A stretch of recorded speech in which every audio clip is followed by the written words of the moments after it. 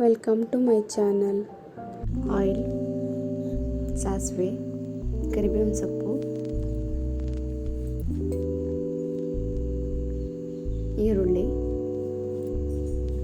ಚೆನ್ನಾಗಿ ಮಿಕ್ಸ್ ಮಾಡ್ಕೊಳ್ಳಿ. ಲೈಟಾಗಿ ಫ್ರೈ ಆಗಲಿ. ಸಾಲ್ಟು ರುಚಿಗೆ ತಕ್ಕಷ್ಟು, ಬೀಟ್ರೂಟ್ ತುರಿದಿಟ್ಕೊಂಡಿರೋದು ಚೆನ್ನಾಗಿ ಮಿಕ್ಸ್ ಮಾಡ್ಕೊಳ್ಳಿ.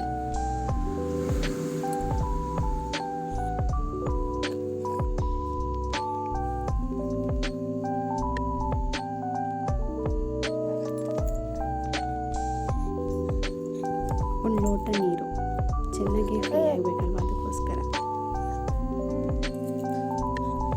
ಕೊತ್ತಂಬರಿ ಸೊಪ್ಪು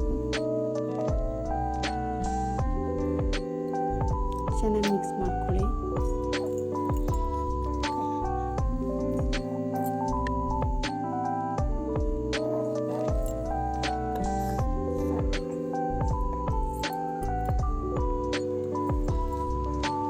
ಹೆಲ್ತಿಯಾದ ಬೀಟ್ರೂಟ್ ಪಲ್ಯ ರೆಡಿ.